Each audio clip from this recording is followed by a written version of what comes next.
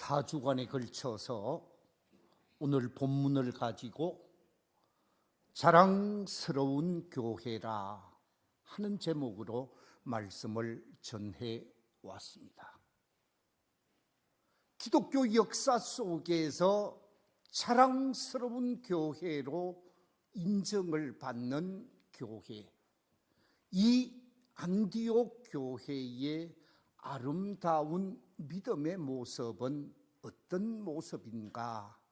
라는 관점에서 5가지 중요한 신앙의 모습을 살펴본 바가 있습니다.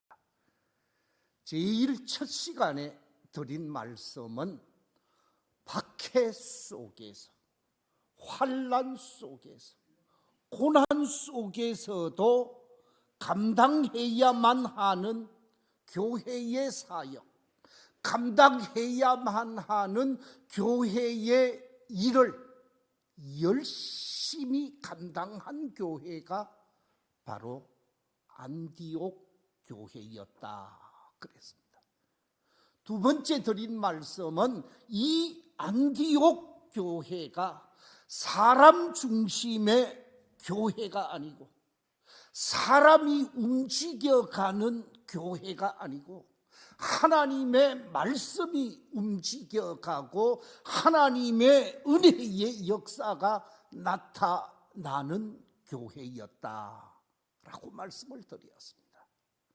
세 번째 드린 말씀은 이 영혼 구원에 대한 뜨거운 열정이 온 성도들에게 나타나게 되어지고, 그래서 히브리 사람에게도 이방 사람에게도 헬라 사람에게도 로마 사람에게도 심지어 아프리카 사람들까지 복음을 전거하면서 안디옥 교회가 국제적인 교회로 다양한 사람들이 모여진 교회가 되어졌다 그랬습니다. 세 번째 드린 말씀은 이 다양한 세계를 믿고 다양한 모습을 갖고 있는 교회 성도들이 다 마음 합하였고 한 마음 한 뜻이 되어져서 하나님이 원하니, 하나님이 기도하는 일에 사명을 잘 감하는 교회가 안디옥 교회였다. 그리고 지난 말씀드리기를 세계 복음화를 하나님이 말씀하신 성령의 음성을 듣고 안디옥 교회의 가장 중요한 사역을 감당하는 바나바와 사로 하면서 세계 복음화를 위해 아름답게 사명을 감당한 교회가 바로 안디옥 교회였다 그랬습니다. 이처럼 놀라운 역사를 보여준 교회로 가장 자랑스러운 교회로 인정을 받게 되어졌다 그랬는데, 우리 교회가 어떤 교회가 되어야 할까? 이 안디옥 교회처럼 온 성도들이 한마음 한뜻이 되어져서 하나님이 주신 생명의 말씀을 가지고 사명을 감당하되 이 땅에 메시아로 오신 예수님의 복음을 열심히 증거하는 교회로, 전도하며 선교하는 교회로, 뜨거운 열정을 가지고 영혼을 구원하는 일에 최선을 다하는 교회가 되어져서 우리 교회도 역사 속에 자랑스러운 교회로 하나님의 축복을 받고 세상으로부터 인정을 받는 복된 교회가 되시기를 주의 이름으로 축원합니다. 오늘 또 한 가지 안디옥 교회의 자랑스러운 모습을 나누고자 합니다. 오늘 본문 속에 보면 안디옥 교회의 자랑스러운 모습을 확인할 수가 있는데, 그것은 다름이 아니라 세상 사람들로부터 최초로 그리스도인이다, 그리스도인으로 인정을 받았다고 말씀하고 있습니다. 자, 오늘 본문 26절 말씀 같이 한번 읽어볼까요? 우리 스크린의 말씀만 짧게 읽겠습니다. 시작. 제자들이 안디옥에서 비로소 그리스도인이라 일컬음을 받게 되었더라. 예수님을 믿고 예수님의 제자로, 예수님의 사람으로 삶을 살고자 결단했던 안디옥 교회 성도들이 세상 사람들로부터 저 사람들은 그리스도인입니다, 저 사람은 예수의 사람입니다 하는 말을 듣게 되어졌다라는 거예요. 여기서 그리스도인이라 그랬는데, 이 크리스천이라는 말의 의미가 무엇일까? 다양하게 그리스도인의 의미를 설명할 수가 있는데, 제일 첫 번째 말할 수 있는 것은 그리스도의 사람이라는 뜻입니다. 그리스도의 사람이라는 뜻을 좀 더 확장시키면 그리스도를 체험한 사람이라는 뜻이요, 그리스도를 인격적으로 만난 사람이라는 뜻입니다. 더 나아가서 그리스도를 배우는 사람, 그리스도를 닮아가는 사람이라는 뜻이고, 네 번째 또 한 가지 말할 수 있는데, 그리스도를 따르는 사람, 그리스도를 추종하는 사람이라, 그렇게 말할 수 있고요. 또 한 가지 덧붙일 수 있는 말은 그리스도인이라고 하는 말은 그리스도의 영을 받은 사람, 성경을 받은 사람이라고 말할 수 있습니다. 이처럼 안디옥 교회 성도들은 안디옥 사회 속에서 그리스도인으로 인정을 받았다라는 것입니다. 그 지역 사회 속에서 그리스도인으로서 가치관을 드러내고, 그리스도인으로서 정체감을 드러내고, 그리스도인으로서 아름다운 모습을 나타내며 삶을 산 사람들이라는 것이지. 어떤 학자들이 그리스도인에 대하여 나쁜 이미지를 표출하는 말이라고 말하는 것을 보았습니다. 이 그리스도인이라는 말은 평가절하하는 말이고, 나쁘게 표현하고 우습게 여기고 정죄하는 말이다. 다시 말하면 이 그리스도인이라고 하는 말은 사회 속에서 정죄하는 말이다 라고 말하는 사람들이 없지 않아 있었습니다.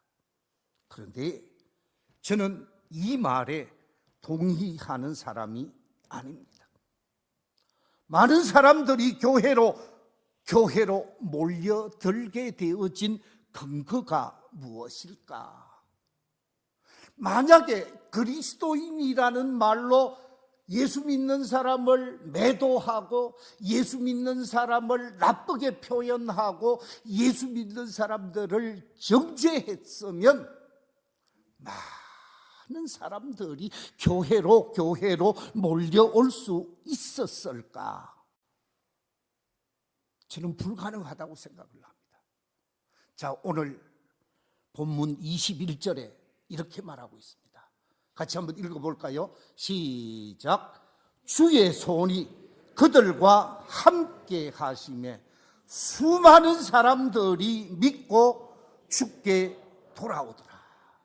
만약에 저 예수 믿는 저것들 정말로 볼 사람 같은 사람이 없다고, 저것들은 짐승 같은 사람이라고, 저것들은 문제 있는 것이라고, 저것들은 도저히 사회가 받아들일 수 없는 사람이라고 아주 나쁘게 매도를 했으면 방금 읽었던 말씀처럼 수많은 사람들이 믿고 주께로 돌아올 수가 있었을까?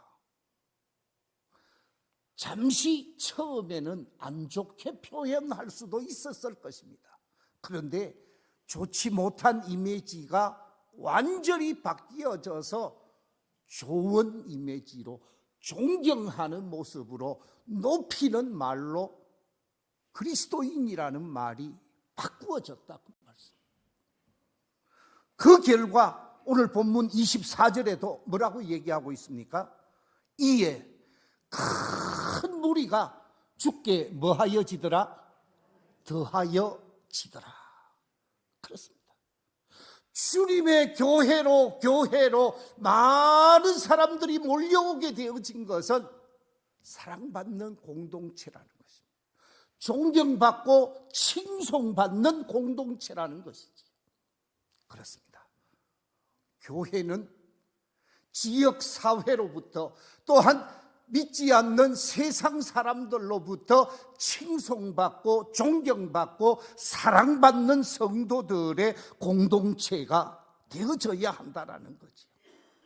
이 그리스도인이라고 하는 이 말은 정죄를 당하고 멸시를 당하고 외면당하는 나쁜 표현, 평가절하하는 표현이 아니라 예수 그리스도를 믿는 믿음의 사람들을 향한 그리스도인의 거룩성, 그리스도인의 정체성, 그리스도인의 아름다운 모습을 보고 그들을 인정하고 높이는 말이 되어진 말이라는 거죠. 예수 그리스도를 믿는 믿음의 사람들이 안디옥 사회 속에서 좋은 이미지, 높임받는, 존경받는 사람으로 쓰여지고 활동했다라는 말씀입니다. 초대 예루살렘 교회를 여러분 한번 생각해 보십시오. 예루살렘 교회가 조그마하게 시작되어졌습니다. 예수님을 따르는 12제자가 120명의 성도가 되어지고 그 120명의 성도들이 성령 충만함을 경험하고 난 다음에 예루살렘 거리로 나가서 복음을 증거하며 많은 사람들이 주께로 돌아오게 되어지는데 사도행전 2장 47절에 이렇게 기록하고 있습니다. 같이 한번 읽어보겠습니다. 시작. 또 온 백성이 칭송을 받으니 주께서 구원받는 사람을 날마다 더하게 하시니라. 온 백성이 뭘 받았다고요? 칭송을 받았다. 칭찬을 받고 높임을 받았다라는 거죠. 예루살렘 교회 성도들이 칭송을 받게 되어지니까 예루살렘 교회가 부흥하고 발전하면서 대단한 교회로 많은 사람들이 더하여지는 교회가 되어졌다는 말씀입니다.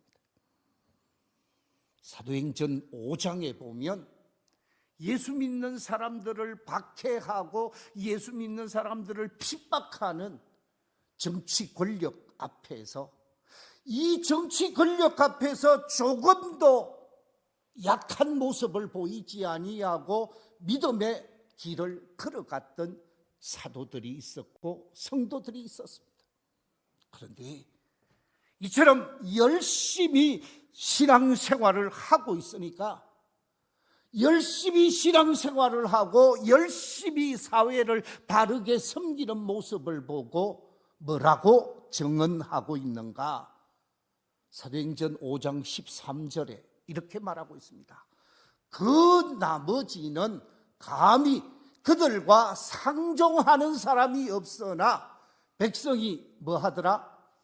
칭송하더라. 백성이 칭송할 정도로 바르게 예수 믿었다라는 것입니다. 옳은 성품을 가지고 그리스도인다운 삶을 살았다는 말씀입니다. 그 결과 5장 14절에 이렇게 기록하고 있습니다. 믿고 주께로 나아오는 자가 더 많으니 남녀의 뭐가 되었다고요? 큰 무리로 늘어나게 되었다라고 말씀하고 있습니다. 큰 무리가 예루살렘 교회 성도들로 세워져 갔다라는 말씀입니다.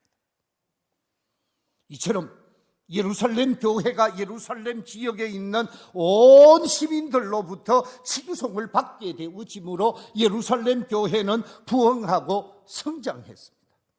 이처럼 교회의 부흥과 교회의 성장은 그 시대, 그 지역에서 칭송을 받느냐, 칭송을 받지 못하느냐에 따라서 부흥의 갈림길이 놓여질 수 있다는 거죠. 오늘날 우리 한국교회가 칭송받는 교회가 되어야 합니다.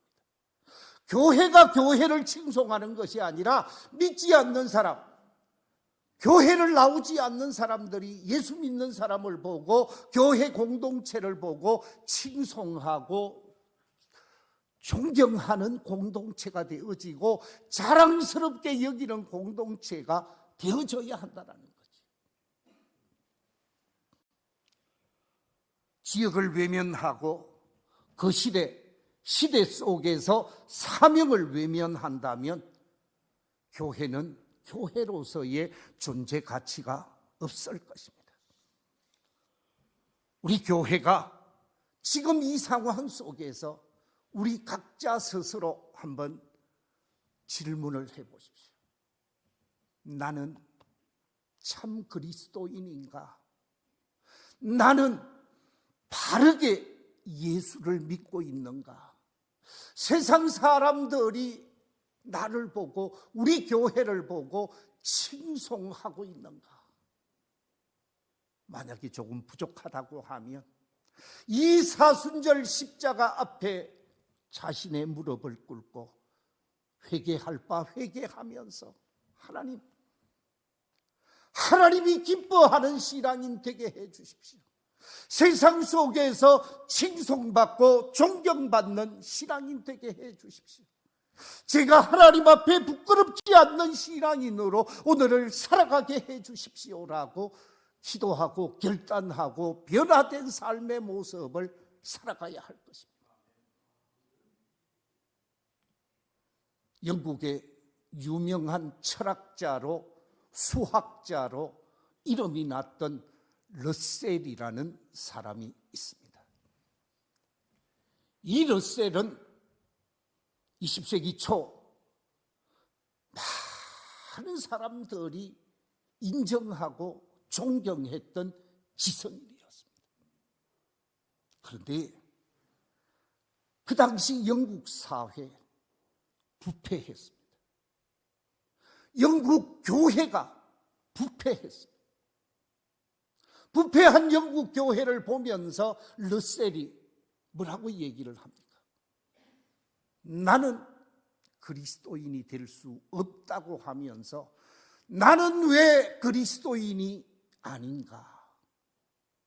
내가 왜 그리스도인이 아닌가를 시대 속에, 영국 사회 속에, 유럽 사회 속에 정언하게 되어집니다.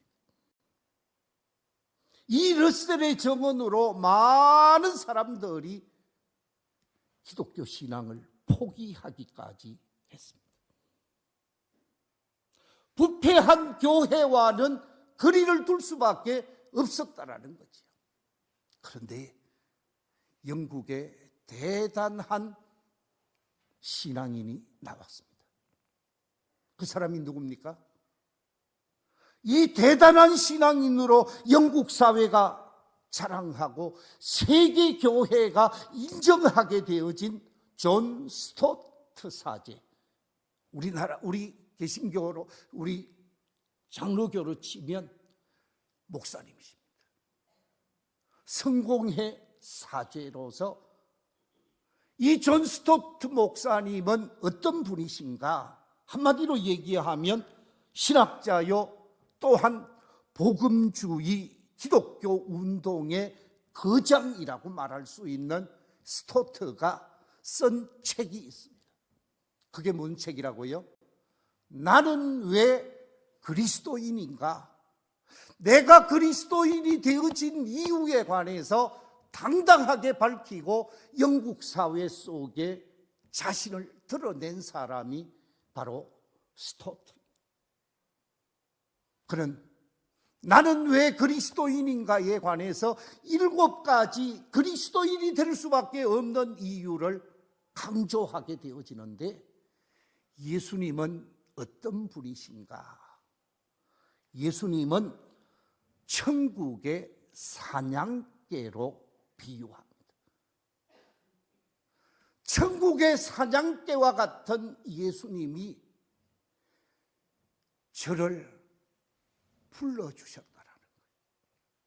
천국의 사냥개와 같은 예수님께서 끊임없이 내 마음의 문을 두드려 주셨기 때문에 그 주님이 두드리시는 성령의 음성을 듣고 나는 주님을 주인으로 맞이할 수밖에 없었습니다.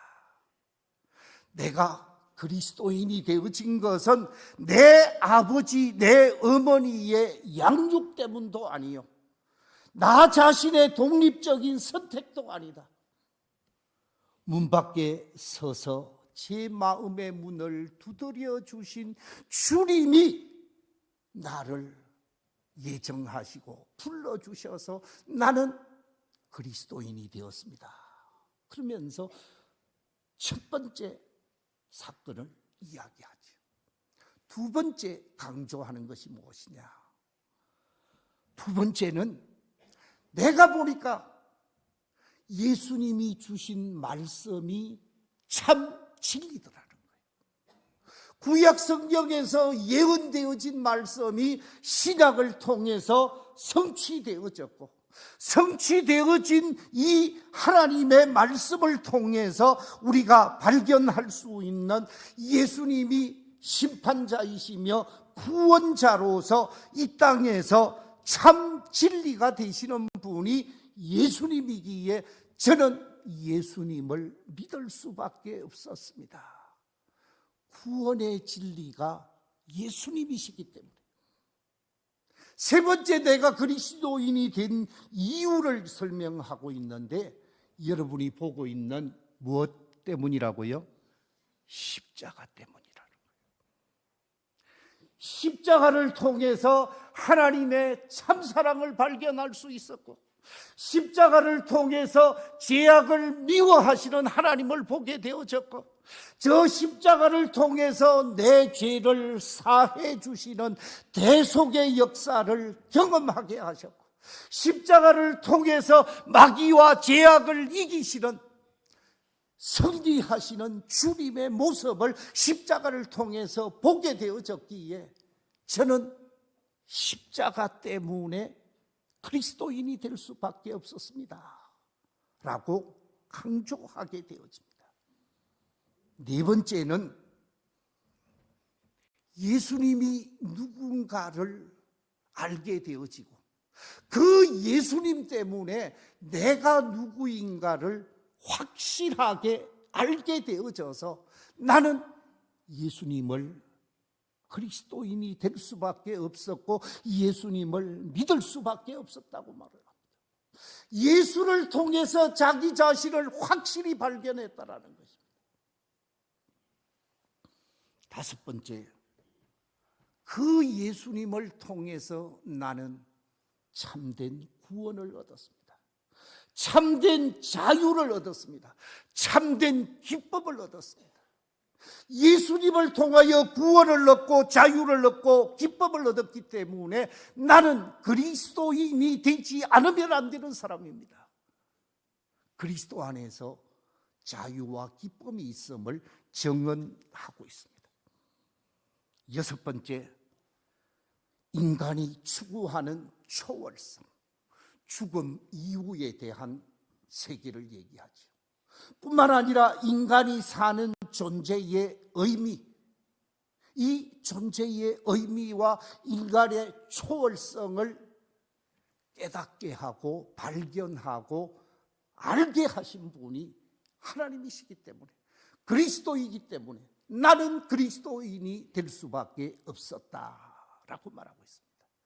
마지막 7번째 아주 중요한 말을 하고 있습니다.